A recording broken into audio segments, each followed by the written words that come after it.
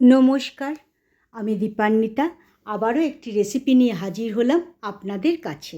আজকের রেসিপি বাঙালির খুবই জনপ্রিয় একটি রেসিপি, তা হলো কুমড়োর ছক্কা। এটি বানানোর জন্য গ্যাসের আগুনটা জ্বালিয়ে দিয়ে প্রথমেই একটা ফ্রাইং প্যানকে গ্যাসের উপর বসিয়ে দিলাম।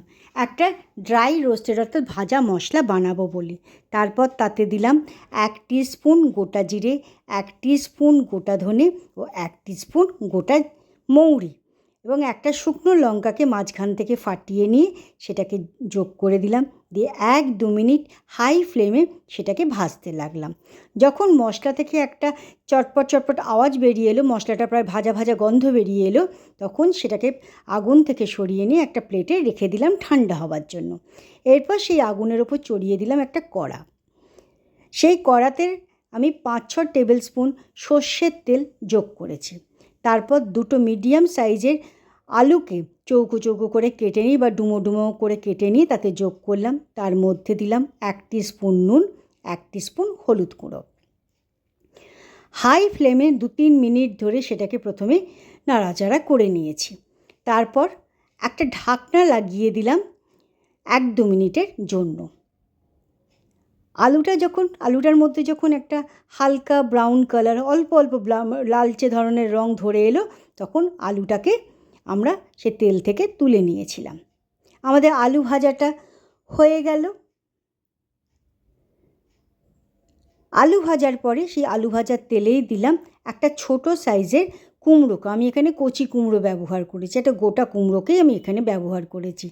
সেই কুমড়োটাকে ডুমো ডুমো করে কেটে নিয়ে সেটাকেও হাই ফ্লেমে 2-3 মিনিট ধরে নাড়াচাড়া করেছি। 1-2 মিনিটের জন্য ঢাকা দিয়ে নিয়েছি, ঠিক আলুরই মতন। তারপর 1-2 মিনিট বাদে তাকে তেল থেকে তুলেও নিয়েছি। আমাদের কুমড়ো ভাজাটাও হয়ে গেছে। তেলটা কমে গেছে দেখে তাতে 2 টেবিল স্পুন সর্ষের তেল আবারও যোগ করে দিয়ে একটা শুকনো লঙ্কা, একটা ছোটো চামচ 5 ফোড়ন, 1 টিস্পুন দিলাম হিং দিয়ে 2টো মিডিয়াম সাইজের টমেটোকে ছোট ছোট করে কেটে সেই তেলের মধ্যে যোগ করে দিলাম। তার সাথে দিলাম 50 গ্রাম আগে থেকেই ভিজিয়ে রাখা ছোলা। সে ছোলাটা যোগ করার পরে দিলাম স্বাদ অনুসারে নুন, 1 টিস্পুন হলুদ গুঁড়ো, 1 টিস্পুন জিরে গুঁড়ো, 1 টিস্পুন লাল লঙ্কার গুঁড়ো, এখানে আমি কাশ্মীরি লাল লঙ্কাটা ব্যবহার করেছি, আর 2 টেবিল স্পুন চিনি। কুমড়োর ছক্কাটা একটু মিষ্টি মিষ্টি খেতে হয় তো সেই জন্যই দিয়েছি। তারপর দিলাম 1 টেবিল স্পুন আদা বাটা দিয়ে ভালোভাবে সেই ছোলা টমেটোগুলোকে কষিয়ে নিতে থাকলাম। ভালোভাবে কষানো হয়ে যাবার পর একটা ঢাকনা লাগিয়ে দিলাম ওই 1-2 মিনিটের জন্য। 1-2 মিনিটের যখন ঢাকাটা লাগিয়েছি তারই মধ্যে যে ড্রাই রোস্ট করে মশলাটা রেখে দিয়েছিলাম সেটাকে গুঁড়ো করে নিলাম। 1-2 মিনিট বাদে ঢাকনাটাকে তুলে নিয়ে আবারও কিছুটা কষিয়ে নিলাম।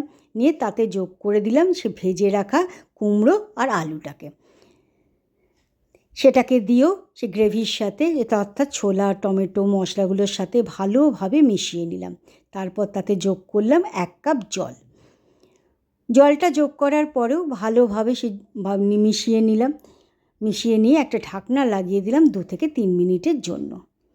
2-3 মিনিট বাদে ঢাকনাটা তুলে নিয়ে দেখে নিলাম যে কুমড়ো আলুটা ভালোভাবে সেদ্ধ হয়েছে কি না। যখন দেখলাম যে কুমড়ো এবং আলু দুটোই ভালোভাবে সেদ্ধ হয়ে গেছে, তখন আবারও কিছুটা নাড়াচাড়া করে নিয়ে তাকে ফুটতে দিলাম।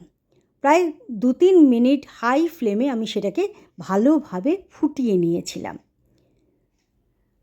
2-3 মিনিট ধরে ফোটানো হয়ে যাবার পরে যখন দেখলাম গ্রেভিটা অনেকটা কমে গেছে, তখন আবারও 2-3 মিনিট নাড়াচাড়া করে নিয়েছি। নাড়াচাড়া করে নেওয়ার পরে সেই ড্রাই মশলাটা বানিয়ে রেখেছিলাম পাউডারটা, সেটাকে ছড়িয়ে দিলাম তরকারির উপর দিয়ে গ্যাসের আগুন বন্ধ করে সেই ড্রাই মশলাটাকে গ্রেভির সাথে ভালোভাবে মিশিয়ে নিলাম এবং ঢাকা দিয়ে রেখে দিলাম 5 মিনিটের জন্য। আমাদের কুমড়োর ছক্কাটি তৈরি হয়ে গেল। আজকের রেসিপিটি কেমন লাগলো তা অবশ্যই জানাবেন। ধন্যবাদ।